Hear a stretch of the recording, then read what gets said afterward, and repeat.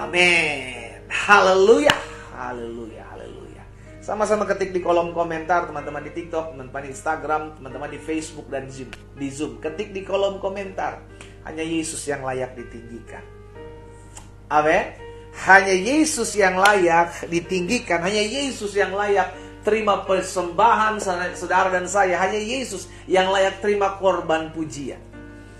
Itu sebabnya sebagai orang percaya kita tahu betul bahwa ketika kita memuji dan menyembah Tuhan, ada hadirat Tuhan. Ada kuasa Tuhan. Dan itu yang terjadi dalam kehidupan Rasul Paulus dan Silas. Ketika mereka dalam penjara, saudara yang dikasih dalam Tuhan, apa yang terjadi? Mereka berdua berseru. Mereka berdua menyanyikan pujian. Mereka memuji-muji Tuhan. Dan apa yang terjadi? Mujizat. Sama-sama bilang sama saya, ketika saya menyembah Tuhan, mujizat terjadi. Amin. Dimanapun saudara berada, engkau sedang mengalami pergumulan, engkau sedang mengalami masalah, jangan mengeluh, stop komplain, belajar menyembah. Engkau yang bisa bermain musik, ayo ambil musik. Ambil alat-alat musikmu, gitar, piano, rebana, apapun. Pakai semuanya itu untuk kita memuji dan menyembah Tuhan. Karena saya percaya dalam puji-pujian penyembahan kepada Tuhan ada mujizat, ada kuasa, ada lawatan Tuhan. Itu sebabnya Raja Daud sering sekali memuji menyembah Tuhan. Karena dia sadar kekuatan yang ada dalam tangan Tuhan. Ya, kita ada masalah, kita ada pergumulan, kita ada tantangan hidup. Stop mengeluh, stop komplain. Ambil alat-alat musik yang bisa engkau mainkan, nyanyi, menyembah Tuhan. Kau tidak bisa main alat musik, nyanyi, menyembah Tuhan. Amin. Sama-sama ketik di kolom komentar, saya harus menyembah Tuhan, bukan mengeluh. Karena mengeluh tidak akan ada habisnya. Mengeluh tidak akan pernah ada habisnya. Ada aja yang dikeluhkan, ada saja yang dikomplainkan gitu loh.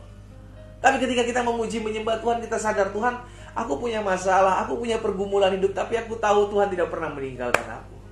Tuhan, aku tahu aku punya masalah, aku tahu aku punya pergumulan hidup, tapi aku tahu ada tangan Tuhan yang kuat, yang membukakan setiap pintu-pintu yang tertutup bagi hidupku. Amin. Sebelum saya menyampaikan firman Tuhan malam hari ini, saudara yang dikasih dalam Tuhan, siapkan pokok doa kita, karena setelah saya menyampaikan firman Tuhan, saya akan secara khusus berdoa buat setiap umat Tuhan dan setiap pokok-pokok doa yang sudah disiapkan umat Tuhan. Nanti diangkat, nanti akan saya berdoa secara khusus buat setiap pokok-pokok doa kita. Tapi sebelumnya kita akan sama-sama kita akan baca firman Tuhan. Sama-sama kita akan lihat firman Tuhan. Ya, kita tahu bersama El Nino sedang melanda. Ya, dimana suhu panas, udara panas melanda hampir semua kota di bangsa kita. Ya.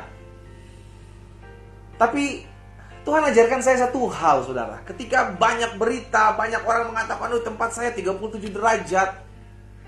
Di tempat kamu berapa derajat? Ada yang tempatnya udah 40 derajat, ada yang tempatnya 38 derajat, 39 derajat. Itu udah cuaca panas. Tapi dari situ Tuhan ajarkan satu hal sama saya. Dan ini saya mau bagikan malam hari ini buat teman-teman. Kita fokus kepada cuaca panas, tapi tahukah saudara bahwa hati panas itu juga berbahaya? Iya kan? Hati panas itu juga berbahaya. Kapan seorang memiliki hati panas? Ketika dia dihianati, panas hatinya. Ketika dia dikecewakan, panas hatinya. Ketika dia dilukai, panas hatinya. Ketika dia melakukan hal yang baik tapi dibalikkan kepada dia adalah yang jahat, panas hatinya. Dan itu berbahaya. Sama seperti cuaca ekstrim hari-hari ini, panas, dan itu berbahaya buat segala sesuatu lah ya. Dalam hidup kita berbahaya, kita jadi dehidrasi, mesti banyak minum. Akhirnya ada banyak anak-anak juga jadi batuk pilek, saudara yang dikasih dalam Tuhan, karena cuaca. Demikian pula hati yang panas. Nah, saya mau kita semua baca satu firman Tuhan di dalam Mazmur 37 ayat 8 dan ayat 9. Ada banyak orang ribut bukan karena masalah, tapi karena hati yang panas. Sebenarnya masalahnya sepele. Cuma gara-gara ada yang mindahin tempat barang satu tempat ke tempat yang lain gitu kan. Cuma tidak diberitahu, jadi panas. Lu naruh barang gua kemana sih? Masalahnya sepele, masalahnya biasa. Tetapi ketika hati sudah panas, itu jadi bahaya. Mazmur 37 ayat 8 dan ayat 9. Berhentilah marah. Sama-sama bilang sama saya harus berhenti marah. Sama-sama bilang sama saya harus berhenti marah. Berhentilah marah dan tinggalkan panas hati itu. Lihat saudara ya. Jadi panas hati itu jangan dibawa-bawa. Panas hati itu ditinggalkan. Jauh. Jangan kita bawa-bawa. Tapi harus tinggalkan. Karena itu berbahaya. Tinggalkan panas hati itu, jangan marah. Itu hanya membawa kepada kejahatan. Lihat ya, orang kalau marah dimulai dari panas hati. Hatinya panas, dia mulai marah, dampaknya adalah kehancuran. Dampaknya adalah kejahatan. Dampaknya. Jadi hati-hati sekali kalau kita nggak bisa jaga hati sehingga hati kita panas, kita menggelora, akhirnya kita marah-marah, timbulnya adalah sesuatu yang menjadi jahat. Ayat selanjutnya, ayat 9. Sebab orang-orang yang berbuat jahat akan dilenyapkan. Tetapi orang-orang yang menanti-nantikan Tuhan akan mewarisi negeri. Nah, saudara dikasih dalam Tuhan. Hati panas itu berbahaya. Kenapa seorang bisa memiliki hati yang panas? Itu tadi saya bilang, ada yang kecewa, ada yang sakit hati, ada yang dihianati. Habis gimana ya pendeta ya, saya udah sebagai istri, saya sebagai suami, saya udah lakukan yang baik loh pendeta.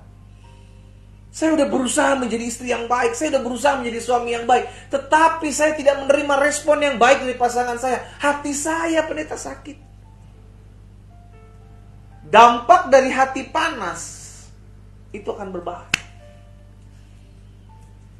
Itu sebabnya Tuhan ajarkan sama saya, ya kan? Lihat aja cuaca panas saat ini, itu membawa dampak yang tidak baik. Demikian pula hati kita yang panas. Hati itu di dalam loh saudara. Hati itu di dalam. Dan ketika hatimu panas, maka pikiranmu pun jadi buntu. Akhirnya kita liar. Nanti ujung-ujungnya kan, habis gimana ya, saya dijahatin pendeta, saya tuh dirugikan. Habis gimana ya, saya dihianati pendeta. Itu tidak menjadi alasan untuk kita menyimpan hati yang panas. Nah, saya akan bagikan beberapa dampak saudara yang dikasih dalam Tuhan. Beberapa dampak dari hati yang panas ya. Dampak yang pertama dari hati yang panas, ingat kita udah ajarkan, tinggalkan panas hati itu. Berarti jangan kau bawa-bawa. Jangan kau taruh dalam hatimu, tetapi tinggalkan itu. Ketik di kolom komentar, saya harus tinggalkan panas hati. Ya, panas hati bisa disebabkan banyak hal. Tetapi ini yang seringkali saya sampaikan buat umat Tuhan. Keadaan di hadapanmu, orang di hadapanmu yang merancangkan yang jahat, seharusnya tidak bisa membuat engkau jadi panas hati, sakit hati, dendam, kecewa. No, itu keputusan saudara dan saya. Itu keputusan saudara dan saya. Itu keputusan kita. Apa yang kita taruh dalam hati kita tidak bisa dipengaruhi keadaan di luar. Kitalah yang taruh. Termasuk di dalamnya panas hati. Dengan sikap orang, dengan keadaan, dengan realita yang terjadi di depan kita. Kita bisa saja panas hati kita. Tetapi kita juga bisa meninggalkan panas hati itu dan tidak kita bawa masuk dalam hati kita. Kita yang mana? Tapi saya mau bagikan terlebih dahulu dampaknya apa. Ya, dampak dari hati yang panas. Yang pertama, dampak dari hati yang panas, dia akan mulai sulit mengampuni. Ketika dia sulit mengampuni, ujung-ujungnya hidup dalam kebencian, saudara. Ini yang bahaya. Jadi semua di dalam hati yang panas dulu, lalu akhirnya apa? Sulit mengampuni. Kenapa? Karena dia simpan bara itu di hatinya. Kepanasan itu dia taruh dalam hatinya, sehingga dia berat untuk mengampuni. Aduh sorry ya pendeta ya, saya kalau untuk masalah ini saya nggak mau mengampuni. Kalaupun mau, dia yang minta ampun sama saya, itu pun nanti saya pikirin. Woi gila ya kan? Dia bilang begitu. Itu pun nanti saya pikirin dulu, kira-kira dia berhak gak dapat pengampunan saya.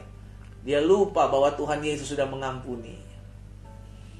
Jadi dampak yang pertama dari hati yang panas adalah sulit mengampuni dan ujung-ujungnya adalah hidup dalam kebencian. Tadi pagi saya sudah sampaikan ya, buat teman-teman yang tadi pagi mengikuti doa pagi, saya sudah sampaikan bahwa kebencian yang kita taruh dalam hati kita itu membuat hancur hidup kita. Dan ketika kita membenci sesama kita, Tuhan Yesus ajarkan bahwa engkau menjadi seorang pembunuh.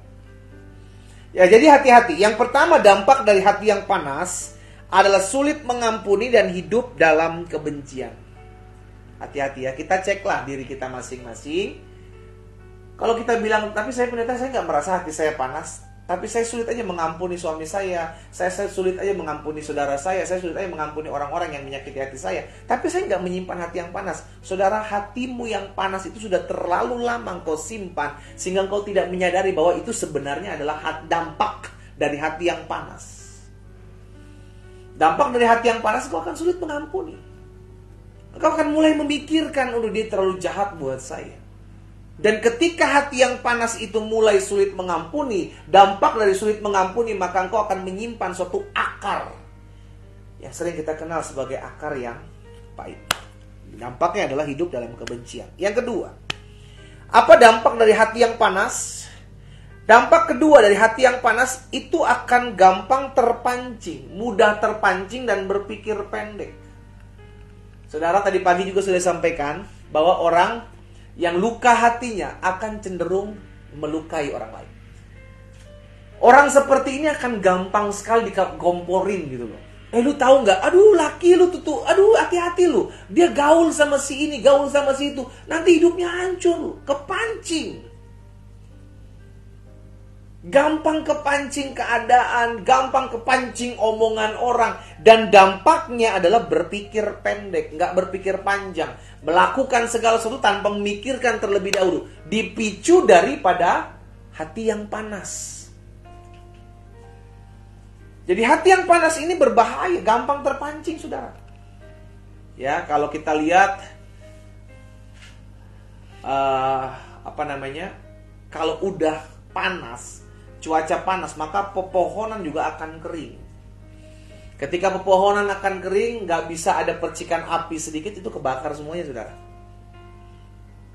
Sama dalam kehidupan kita tuh ya. Kalau ada yang mancing amarah kita sedikit, itu meledak-meledak. Kenapa? Karena memang dasarnya hatinya udah panas gitu. Jadi yang tadinya nggak ada masalah, dibuat ada masalah. Yang tadinya cuma masalah sepele, cuma gara-gara pindah sepatunya tadinya dipindahin dari sini ke tempat yang satu, dari tempat satu ke tempat yang lain, itu marahnya berlebihan. Tasnya dipindahin dari tempat yang satu ke tempat yang lain, itu marahnya berlebihan. Karena dasarnya adalah hati yang panas. Jadi dampak dari hati yang panas yang kedua akan mudah terpancing, gampang tersulut, sumbu pendek, ya kan? Dan dampaknya adalah lakukan apa yang dia pikir baik. Padahal belum tentu. Itu akan banyak merusak. Gampang dikomporin gitu loh, saudara. Ya. Ini orang-orang seperti ini gampang sekali kemakan omongan gitu. Lu tahu nggak, lu diomongin sama si ini lu. Lu tahu nggak, lu diomongin yang jahat sama dia lu. Kita kepancing. Kenapa? Karena nggak berpikir panjang, kita berpikir pendek. Didasari dengan memang dia punya masalah terhadap hatinya. Yang ketiga, dampak dari hati yang panas. Dampak dari hati yang panas, yang pertama sulit mengampuni dan hidup dalam kebencian. Yang kedua, dampak dari hati yang panas akan mudah terpancing keadaan, mudah terpancing omongan orang, dan akhirnya berpikir pendek. Dan yang ketiga, dampak dari hati yang panas cenderung mudah menyakiti orang lain. Nah, ini yang tadi saya bilang. Gampang melukai karena memang hatinya sudah terluka. Orang yang hatinya terluka akan gampang menyakiti lukai hati orang lain. Karena memang hatinya panas. Sulit untuk melepaskan kasih, pengampunan. Orang seperti ini akan turun-temurun, saudara. Turun ke anak-anaknya. Kenapa? Karena anak-anaknya diajar seperti itu. Anak-anaknya melihat contoh orang tuanya akan memberlakukan kembali ke anak-anak yang lain. Terus seperti itu. Nah, ini yang berbahaya. Ya, mulai hari ini kita patahkan dalam nama Tuhan Yesus. Ingat keputusan saudara dan saya. Apa yang kita taruh di hati kita. Apakah bara api yang membuat hatimu panas, atau engkau mau menyiram hatimu dengan damai dari Tuhan. Sehingga hatimu, apapun keadaan yang kau hadapi, hatimu tetap damai. Karena panas atau damainya hati tidak ditentukan oleh keadaan. Panas damainya hati ditentukan oleh kedekatanmu dengan Tuhan. Ya, hari ini 3 hal itu saya bagikan buat setiap kita. Dalam Breakthrough Prayer Online, saudara dikasih dalam Tuhan keputusan saudara dan saya. Apa yang kita mau taruh dalam hati kita. Kalau kita mau taruh panas hati, maka engkau akan berdampak hancur. Baik hidupmu hancur, maupun hidup orang-orang di sekelilingmu juga akan mengalami kehancuran. Kenapa? Karena engkau terlebih dahulu menyimpan hal-hal yang negatif. Maka keluarnya outputnya pun jadi negatif. Itu sebabnya waspada lagi, sekali lagi waspada terhadap panas hati. Cuaca boleh panas, keadaan boleh ekstrim, tetapi biarlah hatimu tetap damai. Karena panas dan damainya hati tidak ditentukan oleh keadaan sekitar. Panas dan damainya hati ditentukan oleh kedekatanmu dengan Tuhan. Kita berdoa, kita datang kepada Tuhan. Tuhan Yesus, terima kasih. Malam hari ini kami bersyukur sebab kasih setia Tuhan itu yang menopang kami. Karena hari ini kami diingatkan kembali untuk tetap selalu menjaga hati kami. Biarlah yang terjadi hanya panas di luar, tetapi bukan panas di dalam hati kami. Karena ketika hati kami panas, maka dampaknya dalam kehidupan kami akan membuat orang lain pun menjadi panas hati melihat kelakuan kami. Hari ini kami mendengarkan firman Tuhan. Hamba berdoa di dalam nama Yesus, biar firman termaterai dalam hati dan hidup kami. Kami diingatkan malam hari ini untuk membuang, meninggalkan panas hati itu. Agar tidak selalu kami bawa, agar tidak lagi kami bawa dalam hati dan hidup kami. Karena kami percaya, damai Tuhan, kasih Tuhan mengalir malam hari ini bagi setiap kami. Hamba-Mu berdoa di dalam nama Tuhan Yesus. Kalau ada di antara Tuhan, umat-Mu malam hari ini bergabung dalam live doa malam atau breakthrough prayer ini, dan Tuhan dapati hatinya sedang panas, baik dengan kelakuan istri, dengan kelakuan suami, dengan kelakuan mertua, menantu, anak, orang tua. Hari ini hamba berdoa dalam nama Yesus, Tuhan jamah hati setiap kami dengan damai mengalir. Dalam nama Yesus. Sehingga ketika Tuhan damai-Mu mengalir di hati kami senantiasa dipenuhi dengan kasih setia Tuhan. Apa yang Tuhan taruh dalam hati hamba untuk hamba sampaikan buat umat Tuhan, hamba berdoa di dalam nama Yesus sehingga firman termaterai dalam hidup kami. Sehingga langkah hidup kami semakin hari semakin mempermuliakan nama Tuhan. Secara khusus malam hari ini Tuhan Yesus dalam Breakthrough Prayer Online, kami secara khusus membawa pokok-pokok doa kami kepada Tuhan.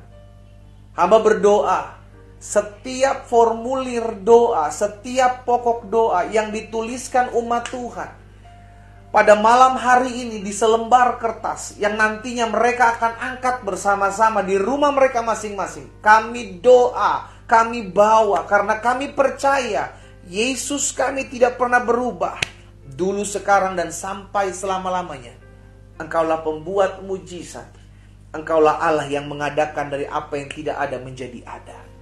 Malam hari ini Tuhan, secara khusus hamba-Mu berdoa, mengangkat tangan hamba, mengucapkan berkat buat setiap pokok-pokok doa dari umat Tuhan. Umat Tuhan, dimanapun kau berada, angkat pokok doamu, arahkan ke kamera. Saya akan tumpangkan tangan buat setiap pokok-pokok doa dari umat Tuhan malam hari ini. Siapapun saudara, tuliskan di selembar kertas pokok doamu, arahkan ke kamera handphonemu atau laptopmu, dan izinkan saya berdoa. Bapa, dalam nama Tuhan Yesus, hamba berdoa di dalam nama Yesus buat setiap pokok-pokok doa. Apapun beban doa yang mereka tuliskan di dalam nama Yesus, di selembar kertas yang menjadi pokok doa mereka, hamba berdoa dalam nama Yesus. Mereka yang menuliskan pokok-pokok doa di TikTok, di Instagram, di Facebook, bahkan di Zoom. Hamba lepaskan berkat kuasa dari tempat ini dalam nama Yesus. Satu persatu mulai hari ini Tuhan jamah setiap pokok-pokok doa. Hamba berdoa dijawab Tuhan dengan cara-cara Tuhan yang ajaib. Dalam nama Yesus, dalam nama Yesus, kami pegang janji firman Tuhan atas kami. Apapun juga yang kami doakan dan kami minta, kami percaya kami sudah menerimanya di dalam nama Yesus. Kami bawa setiap pokok doa kami yang malam hari ini kami angkat di altar kudus Tuhan, kami arahkan. Dan kami percaya Tuhan mendengar, Tuhan menjawab sempurna dan segera. Di dalam nama Yesus Kristus Tuhan. Turunkan pokok doa kita. Sampai hari ini kami percaya bahwa Yesus kami pembuat mujizat. Sampai hari ini kami percaya apa yang tidak mungkin bagi kami, itu mungkin bagi Tuhan. Hamba serahkan umatmu satu persatu dalam tangan Tuhan. Biarlah kasih karunia demi kasih karunia Tuhan menopang setiap umat Tuhan. Terima kasih buat malam hari ini Tuhan Yesus. Hamba percaya setiap doa yang kami naikkan sudah dijawab Tuhan. Dan kami terima dengan iman terjadi dalam hidup masing-masing kami. Oh, thank you Jesus. Berkati program ini Tuhan, sehingga program ini boleh menjadi berkat bagi banyak orang. Juga bagi banyak orang-orang yang mungkin belum mengenal Yesus dan mereka mengalami mujizat, doa mereka juga dijawab oleh Tuhan. Dan mereka melihat bahwa ada kuasa di dalam nama Yesus. Terima kasih buat malam hari ini, kami bersyukur berkat-Mu ada atas setiap umat Tuhan. Dalam kesetiaan kami mencari Tuhan, kami percaya Tuhan yang menguatkan hati setiap umat-Mu. Di dalam nama Yesus Kristus Tuhan kami berdoa. Sama-sama kita katakan amin. Saudara, saya minta kepada saudara yang doanya sudah dijawab bersaksi, ya. Bersaksi, dan izinkan saya mendengar setiap kesaksian rekan-rekan. Apa yang sudah Tuhan kerjakan, apa yang sudah Tuhan jawab, izinkan saya mendengarnya, sehingga itu menjadi sukacita kami juga sebagai orang-orang yang juga turut mengambil bagian dalam berdoa, sehingga kami juga boleh menyaksikan kemurahan Tuhan bagi banyak orang. Dan tetap terus bersaksi bagaimana Tuhan menjawab setiap doa-doa kita dengan cara-cara Tuhan yang ajaib, ya. Baik, Bapak Ibu Saudara dikasih dalam Tuhan, kita kembali ketemu di hari Senin jam 4.30 dalam doa pagi online.